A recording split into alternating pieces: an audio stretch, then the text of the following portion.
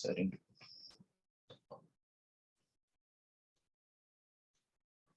Sebentar ya.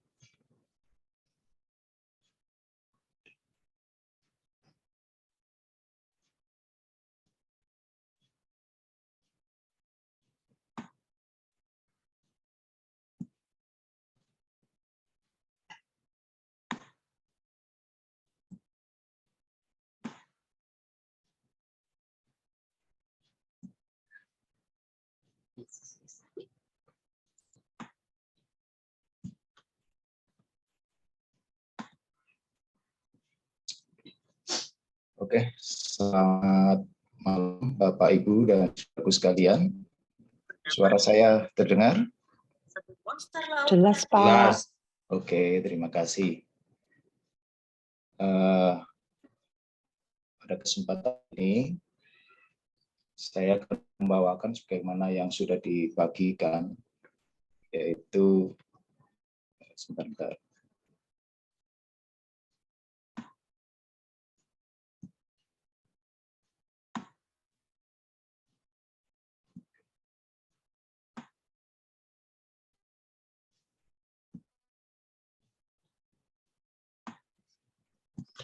Ya, bagaimana yang bagian yang dibagikan kepada saya? Contohnya adalah ketinggian yang bisa tercapai. Nah, kita akan mempelajari hal ini untuk bagaimana memotivasi orang-orang muda di dalam menjalani kehidupan sehari-hari. Ditulis dalam buku Amanat kepada Orang Muda. Ini bab yang ke-6, judulnya Ketinggian yang bisa tercapai. Hai orang-orang muda yang kekasih, apakah maksud dan tujuan hidupmu? Apakah engkau menuntut satu pendidikan supaya engkau bisa mencapai satu kehormatan atau pangkat dalam dunia ini? Apa engkau mempunyai satu niatan yang engkau tidak berani beritahukan, bahwa engkau kelak akan mencapai satu kedudukan yang paling tinggi dalam pengetahuan, supaya engkau bisa duduk dalam majelis-majelis pemerintahan dan bisa membuat rupa-rupa undang-undang untuk bangsamu. Nah, dalam awal pelajaran ini satu penekanan bagaimana orang muda ini ya dimotivasi. Apakah kalian itu akan seperti ini nantinya? Dan inilah arahan yang diberikan oleh Tuhan melalui tulisan hambanya, yaitu Nyonya Ellen G. White. Nah, saudaraku sekalian, khususnya orang-orang muda, tapi kita semua ini juga muda ya. Di dalam Tuhan kita ini masih muda, tetapi justru yang ini penekanannya adalah secara fisik atau secara fisiologi kita ini yang diamarkan di sini adalah orang-orang muda yang masih dalam koridor pegawai atau pekerja atau yang mencari kerja dalam pekerjaan yang sesuai dengan ukuran dunia. Nah, tidak ada yang salah dalam cita-cita demikian. Masing-masing kita masing-masing bisa memilih tujuannya sendiri. Jangan bersenang dengan barang yang sedikit atau kurang mulia. Tuntutlah perkara-perkara yang tinggi dan janganlah jemu akan mencapai tujuan itu. Ini salah satu pendorong bagi orang-orang muda. Apa saja sebagai cita-cita keinginan kita, patut kita untuk kejar itu. Dan tidak yang sama dalam semua apa yang dirindukan sebagai orang muda yang mempunyai wawasan yang luas dan tujuan hidup yang masih panjang. Untuk mencapai halal itu sangat-sangat baik. Lalu agama itulah alasan kehidupan kita. Nah, bagaimana agama ini mengarahkan kita dan bagaimana kita sebagai orang muda berpatokan untuk fokus di dalam pekerjaan kita maupun di dalam pencapaian keinginan atau cita-cita hidup kita yang tidak boleh tidak kita harus masih dalam koridor keagamaan atau kehidupan kebenaran sebagai saksi-saksi Tuhan. Nah, apa agama itulah adalah, atau agama itulah alasan kehidupan kita. Pertama adalah takut akan Allah, itulah alasan segala kemuliaan yang benar. Ketulusan, yaitu ketulusan yang tidak berbelok-belok, itulah alasan yang perlu bagimu, orang-orang muda, untuk dibawa ke dalam segala pergaulan hidup. Landasannya ini agama. Landasannya ini keyakinan dan iman kepada Tuhan. Bawalah agamamu dalam kehidupanmu, dalam sekolah, dalam rumah tangga, di mana engkau tinggal, dan dalam segala pekerjaanmu. Satu soal yang penting bagimu sekarang yaitu bagaimana engkau harus memilih dan menyempurnakan pelajaranmu supaya engkau memeliharakan keteguhan dan kesucian satu tabiat Kristen yang tidak bercacat, menaklukkan segala tuntutan dan kepentingan-kepentingan duniawi kepada tuntutan yang lebih tinggi daripada Injil Kristus. Jadi artinya di dalam pencapaian satu keinginan, satu cita-cita, satu motivasi untuk apa yang akan dilakukan oleh kita sebagai orang muda, ya khususnya, dan tentu kita semua sebagai anak Tuhan, jangan kita tinggalkan agama atau sisi kebenaran, nasihat, petunjuk dari agama. Nah ini yang kadang-kadang kurang balance, ya, nggak seimbang. Kadang-kadang kita lebih mengejar pencapaian, ya, pencapaian dari apa yang kita inginkan dalam kehidupan ini, tapi satu sisi kita agak tidak memprioritaskan lagi agama. Ya, mungkin kita bisa berhasil dalam mencapai satu apa yang kita inginkan, ya, dalam pekerjaan, dalam pendidikan, dalam rumah tangga, tetapi landasan yang seharusnya ini menjadi landasan dasar, batu penjuru, ditinggalkan, maka pencapaian itu, kebahagiaan dan kesejahteraan itu akan mengalami kesenjangan. Dan terkadang atau tidak jarang ini akan membawa kepada satu kepincangan di dalam kehidupan kita. Kita bisa berhasil di dalam mencapai kedudukan, jabatan, kemudian kekayaan, harta benda, ya. Tetapi ada yang nggak bahagia, entah itu suami, istri, atau anak, karena nggak balance tadi, ya. Banyak ini yang terjadi di kota-kota besar. Pencapaian akan harta benda, luar biasa, bagus, ya, kehidupannya seolah-olah bahagia. Tetapi dari satu sisi yang lain, yaitu kedamaian hati, oleh karena percaya kepada Tuhan, ini tidak tercapai. Akhirnya kebahagiaan yang sifatnya itu harta dunia menjadi malapetaka. Keluarga bisa terpecah, ya, dan lain sebagainya. Itu sedikit untuk penjabaran daripada prinsip dari pencapaian tadi. Lalu selanjutnya, engkau sekarang ingin mencapai keinginanmu sebagaimana engkau bisa meraihnya yang akan berguna bagi dirimu dan juga bagi masyarakat, supaya engkau bisa menggenapi maksud Allah dalam dirimu. Nah, kalau kita melihat dari prinsip paragraf ini, tentu kita akan menggarisbawahi bahwa kata-kata dari paragraf yang barusan saya bacakan ini, yaitu engkau sekarang ingin mencapai keinginanmu. Oke, sebagaimana engkau bisa meraihnya, ada kemampuan yang akan berguna bagi dirimu untuk juga bagi masyarakat, supaya engkau bisa mengenapi maksud Allah dalam dirimu. Artinya, dalam kehidupan kita, dalam setiap aktivitas hidup kita, entah itu belajar, entah itu bekerja, entah itu di dalam rumah tangga, ada satu misi, ya, ada satu petunjuk dari Tuhan supaya kita apa? Menggandeng, ya, menggandeng apa? Yang tadi dikatakan adalah menggenapi maksud Allah dalam dirimu. Jadi artinya ada misi bagi kita. Tidak lagi kita hanya mencapai tujuan hidup kita, tetapi kita ada misi untuk adalah membangunkan keimanan kita dan juga berguna bagi apa? Masyarakat. Paragraf berikutnya lebih jelas lagi. Sebagai murid-murid Kristus, bukannya engkau tidak boleh memangku pangkat-pangkat dunia, tetapi haruslah engkau selalu membawa agamamu sertamu. Kenapa?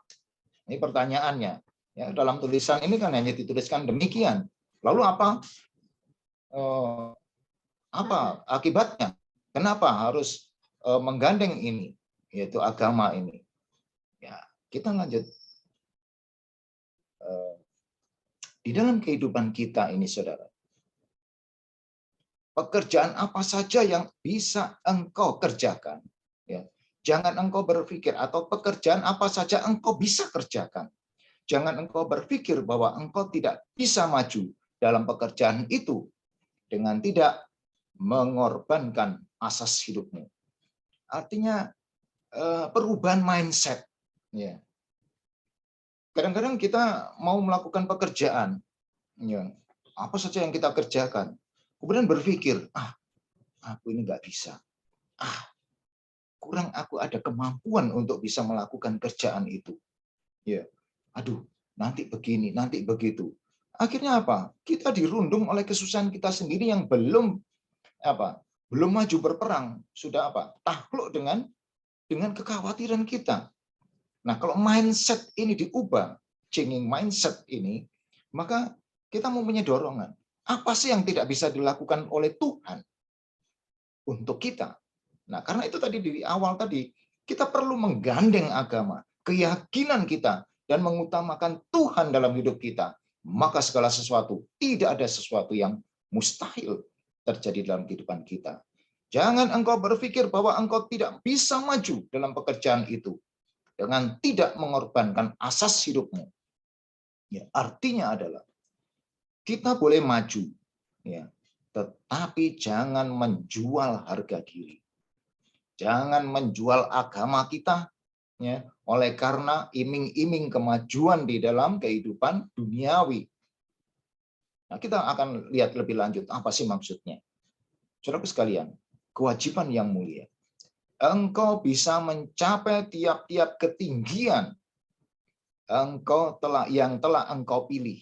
Dan dengan pertolongan asas agama, kita akan bersuka melihat engkau naik kepada derajat tinggi dan mulia yang telah ditentukan Allah supaya dicapai olehmu. Tuhan Yesus cinta akan orang-orang muda yang mulia, yaitu berhati mulia, artinya berhati tabiat Tuhan. Dan dia atau Tuhan tidak senang melihat mereka itu menjadi besar dengan talenta-talenta yang tidak dipeliharakan dan dipertambahkan. Mereka boleh menjadi orang-orang kuat yang mempunyai asas-asas yang teguh dan kokoh, disediakan buat memegang kewajiban-kewajiban tinggi, dan untuk mencapai maksud ini, mereka boleh menyerahkan segala tenaga dengan sah. Nah, saudaraku sekalian, lebih jauh di sini, masih kita mungkin belum bisa membayangkan lebih jauh apa sih maksudnya. Tetapi, ya, tadi bisa saja kita mencapai segala sesuatunya. Tetapi, ini penekanannya, jangan sekali-kali berbuat kesalahan besar yang akan membalikkan kekuatan atau kuasa yang telah diberikan Tuhan kepadamu. Artinya kemampuan itu bukan milik kita sendiri. Kemampuan itu adalah oleh karena Tuhan memberikan kepada kita kemampuan, kebisaan, dan pikiran, dan lain sebagainya, yang bisa menjadi alat untuk kita mencapai sesuatu tujuan. Tetapi jangan lupa bahwa itu adalah berasal dari Tuhan. Nah, dengan berbuat kejahatan, ini maksudnya yang tadi, ya, dengan berbuat kejahatan dan menjatuhkan orang lain dalam kebinasaan. Ya. Jadi artinya dalam mencapai ini kadang saling sikut, maksudnya itu saling sikut. Pokoknya saya bisa mencapai kedudukan ini. Bahkan ya, yang paling kejam itu justru malah di tempat-tempat yang memang itu di bidang keagamaan. Ya, contohnya di kantor, di sekolah, yang semuanya juga adalah orang-orang yang notabene adalah agamanya sama, yaitu Advent misalnya sekolah kita misalnya, atau agama yang lain. Justru di situ pertentangannya luar biasa. Ya. Memang nggak kelihatan kayak sikut-sikut kayak apa gitu, nggak kelihatan, tetapi benci, iri, dengki itu ada, pasti sudah, ya, kelihatan itu. Nah, adalah orang-orang yang pintar-pintar, yang memakai kepintarannya untuk mengembangkan kebinasaan batin dan korupsi. Jadi ini karena tidak menggandeng agama tadi dengan benar, maka pikiran kita gampang digerakkan oleh nafsu dunia, yaitu menimbulkan saling sikut, tidak peduli siapapun, ya, entah itu senior, entah itu junior, pokoknya bisa mencapai kedudukan yang baik, bisa menjatuhkan yang lain. Padahal saudara, prinsip dari pekerjaan itu, dari kehidupan kita akan dihadapkan satu pengadilan nantinya dengan tanggung jawab yang besar apa yang kita lakukan di dalam mencapai sesuatu tujuan yang tidak benar. Nah, yang mereka tidak akan gembira mengumpulkan hasilnya. Jadi, waduh, apa ya, sifatnya itu serakah ya. Seolah-olah ingin jadi yang terutama, kepingin menjadi yang hebat, kepingin menjadi yang paling menonjol, kepingin menjadi seorang pemimpin, ya, tidak menutup apapun, saudara, latar belakang kita, pangkat kita, jabatan kita, tidak akan menutup kemungkinan siapapun bisa melakukan hal ini. Kalau tidak balance tadi di dalam kehidupan sosial kita maupun di dalam kehidupan keagamaan kita. Jadi saling sikut itu semakin luar biasa menjadi-jadi, bahkan di dalam pekerjaan-pekerjaan yang mengandung keagamaan. Jadi tidak hanya pekerjaan yang di luar dari orang-orang yang umum atau sekuler, tetapi pekerjaan yang di lingkungan agama sekalipun, kalau hal ini tidak balance tadi, maka bisa terjadi, ya, bisa terjadi untuk saling mendahului, untuk saling melakukan sesuatu yang jahat di mata Tuhan.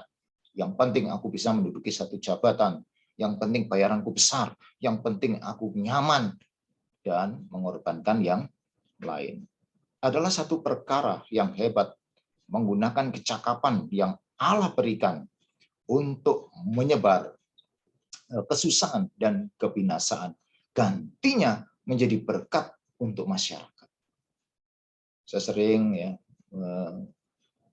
mewanti-wanti, menasehati dalam rumah tangga ini, apa sih kalau kita mau mencapai sesuatu, kontok-kontokan, ada benci, ada tidak senang, ada kemudian iri, dengki.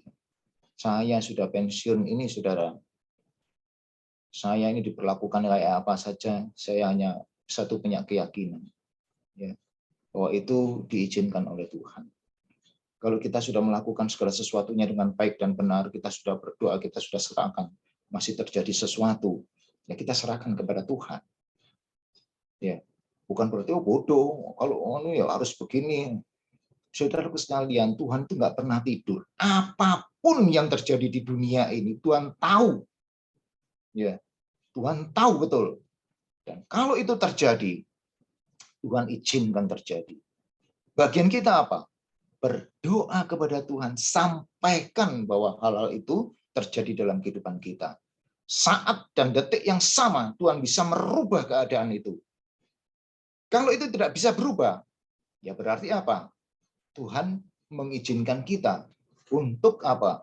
Mengalami masalah atau situasi seperti itu. Ingat, sekolah sahabat yang lalu.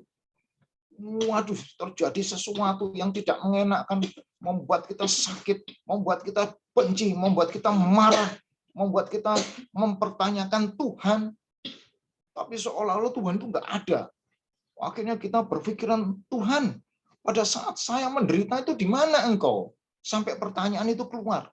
Padahal itu tidak layak untuk kita sampaikan kepada Tuhan, seperti yang dilakukan oleh Yunus, ya. Sehingga akhirnya berdebat. Kalau Ayub sih masih mempunyai kendali sedikit, tapi kalau Yunus langsung berdebat dengan Tuhan. Orang kayak gitu loh Tuhan, kok masih diselamatkan? Ngapain susah-susah? Kemudian bertanyalah Yunus dengan layak.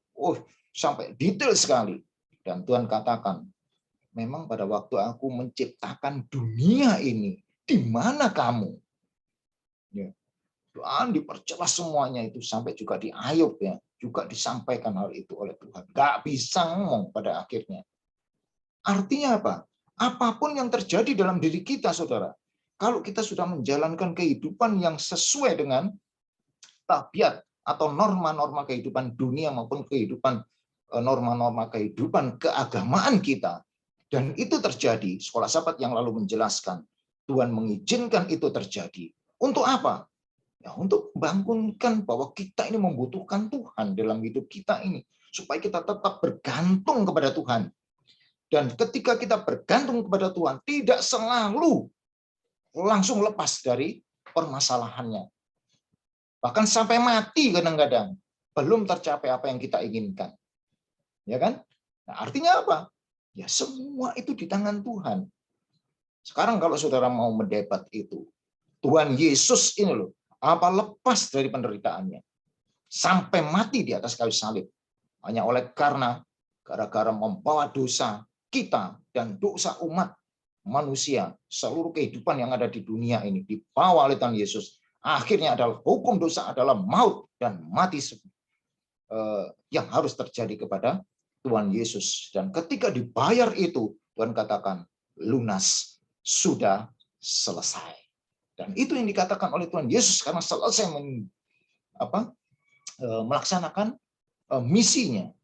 Jadi artinya saudara, kehidupan di dunia ini memang kadang-kadang susah untuk kita pikirkan. Aku sampai menderita, sampai bertahun-tahun, bahkan sampai begini, bahkan saudaraku sampai mati.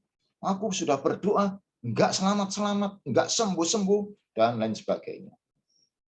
Nah, ini nanti kita bisa tanyakan di sorga. Kenapa Tuhan waktu itu kok dibiar? Oh, maksudnya ini loh.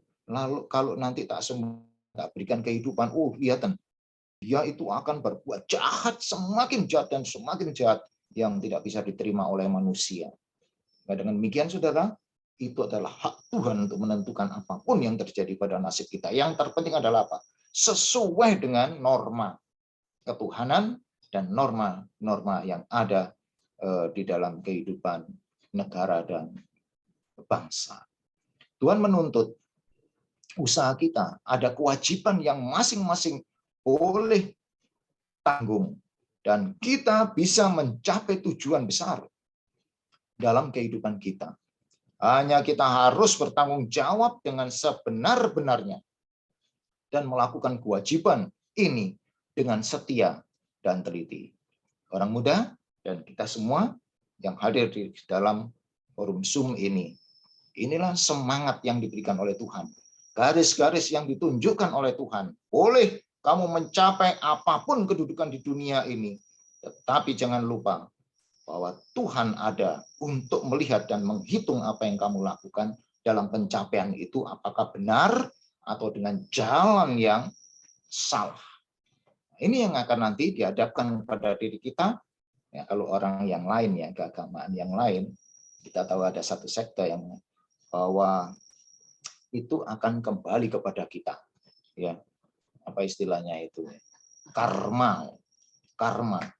Dan memang terjadi, saudara, sebab dan akibat itu. Kalau saudara melakukan ini, saudara menanam ini, kejahatan dan sebagainya, maka di akhir dalam kehidupan saudara akan menuai semuanya itu. Baik di bahasa Indonesia, kalau menabur angin akan menuai badai. Di dalam keagamaan pun demikian. Kalau menaburkan benih-benih kejahatan, maka saudara akan menuai malapetaka. Ya, itu terjadi. Dan kalau di agama atau sekte yang lain, ada karma yang terjadi. Dan ini terjadi, saudara. Karena itu, ini yang harus kita pikirkan. Bahwasanya apa yang kita lakukan ini ada akibatnya nanti. Entah kepada kita atau keturunan kita. Ya, apa sih yang dikejar di dunia ini? Ya, semuanya itu hanya sementara. Semuanya itu selalu mengatakan sia-sia belaka. Seperti menjaring angin, tetapi itu justru yang menjadi pertentangan besar di dunia ini, menimbulkan kebencian dan pembunuhan hanya oleh karena pencapaian prestasi yang ada di dunia yang sifatnya semu dan sementara ini. Sehingga kita lupa bahwa Tuhan adalah kasih yang seharusnya kita mengasihi untuk bersama-sama bergandengan tangan mencapai satu kedudukan atau jabatan yang baik, tetapi dengan jalan yang baik pula. Saudara sekalian, selanjutnya di dalam pelajaran kita, pengaruh agama. Orang yang berakal budi berkata, ingatlah akan Khalikmu pada masa mudamu. Nah, saudara, orang-orang muda, Ingatlah akan Khalikmu. Ya, tetaplah percaya, tetaplah ingat bahwa Tuhan itu ya ada di dalam kehidupan kita. Dan Tuhan pula yang memimpin kita. Tuhan pula yang akan menolong kita di dalam setiap permasalahan kehidupan kita. Jangan sekali-kali berpikir bahwa agamamu akan menyusahkan engkau. Kadang-kadang, waduh susah, bingung pelayanan, bingung nanti membawakan renungan, bingung ini, itu, kerjaan masih banyak, menumpuk. Kadang-kadang bisa mengomel seperti itu. Kalau memang tidak mencintai tentang kerohanian atau keagamaan. Kadang-kadang itu bisa terjadi dalam kehidupan kita. Khususnya orang-orang muda ini karena banyak sekali tujuan hidupnya, banyak sekali keinginan yang dilakukan, banyak sekali kegiatan, sehingga kadang-kadang yang dikorbankan adalah agama. Nggak ada nilainya, nggak ada dosen, nggak ada pimpinan, nggak ada yang menyalahkan. Sementara ini memang nggak ada yang menyalahkan, tapi jangan lupa semua perbuatan kita dicatat oleh Tuhan melalui malaikat-malaikat yang selalu ada di sekitar kita. Dan kenapa lebih mudah untuk mengorbankan agama daripada mengorbankan waktu kita? Ini yang sering menjadi pertanyaan bagi kita seharusnya untuk direnungkan. Kenapa kita lebih mudah untuk mengorbankan agama daripada kita mengorbankan waktu atau kegiatan yang lain yang sebenarnya bisa change tadi, dirubah tadi, bahwa ini dulu adalah prioritasnya adalah Tuhan dulu, baru melaksanakan sesuatu yang kita inginkan. Nah, menyusahkan engkau serta menghalangi engkau dalam jalan kemajuan. Agama Kristus tidak menghapuskan ataupun melemahkan pengetahuan. Dia sekali-kali tidak menghilangkan kuasamu buat merasai kesukaan yang benar dan suci. Dia tidak bermaksud mengurangi perhatianmu dalam kepentingan kehidupanmu ataupun membuat kamu kurang peduli akan kewajiban terhadap sahabatnya atau sahabatmu dan terhadap masyarakat. Nah, ini kewajiban ternyata, saudara. Mengasihi sahabat kita, mengasihi sekitar kita, mengasihi masyarakat, ini adalah tanggung jawab kita sebagai anak-anak Tuhan. Misi kita ada di sana. Di dalam kita mencapai sesuatu tujuan, di dalam menjalani kehidupan, jangan lupa di sekitar kita adalah ada orang lain yang mereka juga adalah umat Tuhan. Segala atau semua orang yang telah menjadikan Allah yang pertama dan yang terkemudian, apa dikatakan, dan yang terbaik, yaitulah orang-orang yang paling gembira di dalam dunia ini. Jadi, ternyata prioritas utama kepada Tuhan, maka dialah menjadi orang yang paling menyenangkan, paling bisa merasakan kegembiraan, dan paling bisa merasakan pencapaian yang ada di dunia. Ternyata orang yang punya agama dan yang mengutamakan Tuhan. Ya, nah, jangan lupa kita masih muda atau mungkin masih mencari pekerjaan. Nanti kalau sudah mencapai atau mendapatkan pekerjaan, maka kita lupa Tuhan, maka pikiran kita, aku inginkan, aku dalam waktu dekat harus punya mobil, harus punya rumah, punya istri atau punya suami, dan dikejar dengan cara yang membabi buta dan penuh nafsu untuk mendapatkan kekayaan dan mencapai satu tujuan, tetapi lupa dengan norma-norma kehidupan untuk mencapai keberhasilan itu. Agama tidak menjadikan orang yang menerima dia jadi kasar dan kejam. Agama tidak membuat kita seperti itu, saudara. Agama tidak membuat kita jadi kasar dan kejam, kotor, dan kurang sopan. Sebaliknya, dia meninggikan dan mengangkat derajatnya dan menghaluskan perasaannya dan mencucikan timbangannya serta menjadikan dia layak akan bergaul bersama-sama dengan malaikat-malaikat di sorga dan buat tempat yang Tuhan Yesus sudah pergi untuk menyediakannya. Saudara, jangan lupa, orang-orang muda, Anda mungkin yang sudah bekerja atau yang sedang mencari kerja atau yang sedang menyiapkan untuk lulus dan nanti bekerja, jangan lupa sendi-sendi ini, jangan lupa step-step ini, yang harus dipikirkan, yang harus menjadi salah satu pijakan kita, dasar bagi kita untuk mencapai sesuatu, segala sesuatu menjalani dengan step by step. Tidak bisa melompat step yang paling utama, paling depan, oleh karena keinginan kita yang penuh dengan nafsu. Tidak jarang juga akan menyuap, tidak jarang juga untuk menjilat, ya, menyedihkan sekali. Saya ini sudah berapa puluh tahun ya saya bekerja ini. Dan sudah tahu betul sifat-sifat orang-orang seperti itu. Bahkan hanya melihat saja, saya tahu orang ini begini, orang ini begini. Itu sudah kelihatan sekali. Apalagi saya di bidang SDM. Ya. Dan itu benar-benar sangat kelihatan sekali orang-orang yang seperti itu. Dan saya bisa melihat bahwa orang ini dulu mencapainya seperti ini, nanti akhirnya kayak apa, itu saya bisa melihat ya hasilnya. Karena ya saya bekerja dari muda sampai sudah pensiun, maka sudah tahu ya, tahu melihat seperti hal-hal seperti itu. Jangan lupa saudara, orang-orang muda, sekali lagi nasihat saya, tetaplah jalan di dalam jalan yang sesuai, step by step ya. Nanti Tuhan yang memberkati. Tuhan yang akan menggerakkan pimpinan kita untuk dengan lemah lembut, untuk dengan kesadaran, untuk dengan satu keinginan, saudara akan maju, akan mendapatkan satu kedudukan, jabatan, gaji, dan lain sebagainya yang sesuai dengan step-step tadi. Jangan kemudian kita, waduh serakah, aku pengen gajinya seperti ini. Nah, dulu pernah ada cerita seperti ini di dalam kantor saya. Ada seorang pegawai atau staf. Kemudian dia sering mempertanyakan, karena saya sesuai dengan aturan ya di tempat pekerjaan, karena ada yang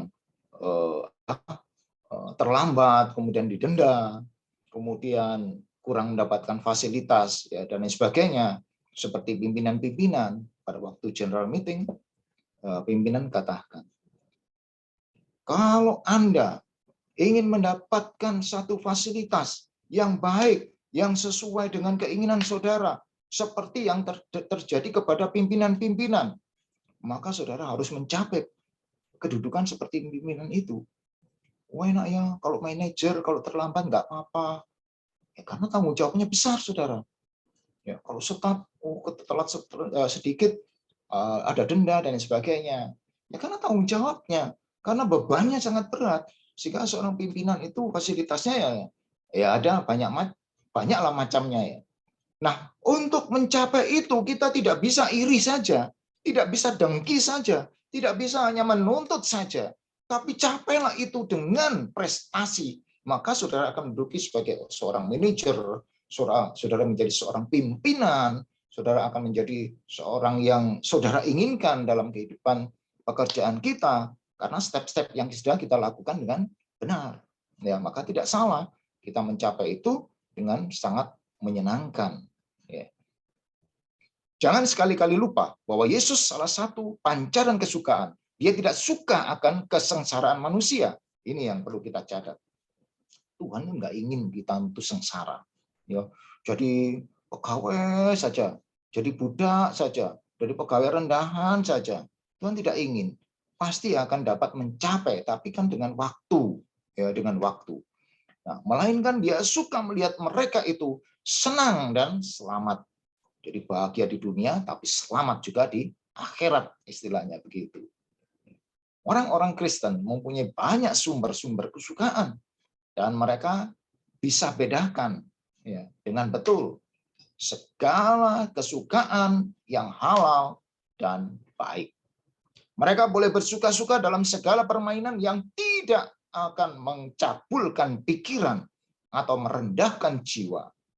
Permainan yang akan mengecewakan dan meninggalkan akibat sedih untuk membinasakan kehormatan diri sendiri atau menghalangi jalan kepada kegunaan.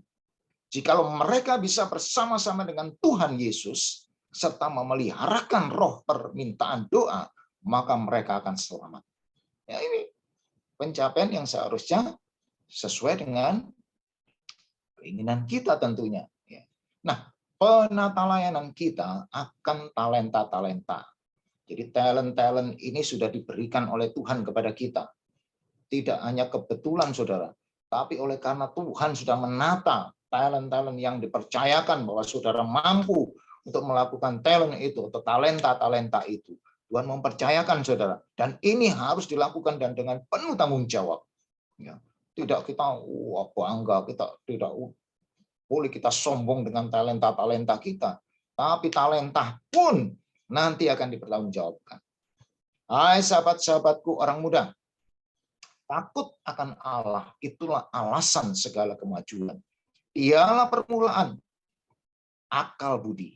Jadi dia yang menentukan, dia yang memberikan. Bapamu yang di surga menuntut hak-haknya atasmu. Karena dengan tidak ada jasa darimu, dia telah memberikan kepadamu rahmatnya yang limpah. Dan lebih dari ini, dia telah memberikan kepadamu anak yang kekasih. Segala sesuatu ini Tuhan sudah atur. Dia memberikan segala sesuatu rahmatnya yang limpah. Bahkan yang terakhir apa? Memberikan anaknya yang kekasih untuk keperluan kita. Luar biasa.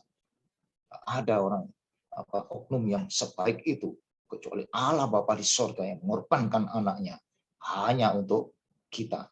Sebagai balasan atas karunia yang tak ternilai ini, dia menuntut darimu, saudara, penurutan dengan suka hati, ya, dengan senang hati, tidak terpaksa. Ya, ini yang perlu dituntut oleh Tuhan kepada kita. Jadi tidak menggerutu di dalam pelayanan dan sebagainya. Oleh sebab engkau telah dibeli dengan mahal harganya, bahkan dengan darah anak Allah. Maka dia menuntut supaya engkau memakai dengan sebaik-baiknya segala kesempatan yang ada padamu. Segala kuasa, pikiran, dan rohmu adalah pemberian Allah, yaitu talenta yang telah dipercayakan kepadamu untuk dipakai olehmu dengan sebaik-baiknya. Kita hidup di tengah-tengah bahaya-bahaya pada akhir zaman. Segenap surga memperhatikan segala tabiat yang engkau sedang bangunkan. Segala keperluan disediakan bagimu supaya engkau bisa memperoleh keadaan Allah. Setelah melepaskan dirimu dari kebinasaan dunia yang disebabkan oleh keinginan hawa nafsu. Ini tadi yang saya jelaskan panjang lebar di awal tadi. Satu tujuan akhirnya adalah apa? Fokusnya ternyata hawa nafsu, ya, untuk mencapai segala sesuatu kalau itu tidak benar. Karena keinginan-keinginan ini akhirnya menjerumuskan kita untuk semakin jauh daripada Tuhan. Manusia tidak dibiarkan sendirian untuk mengalahkan segala kuasa kejahatan dengan usahanya yang lemah itu.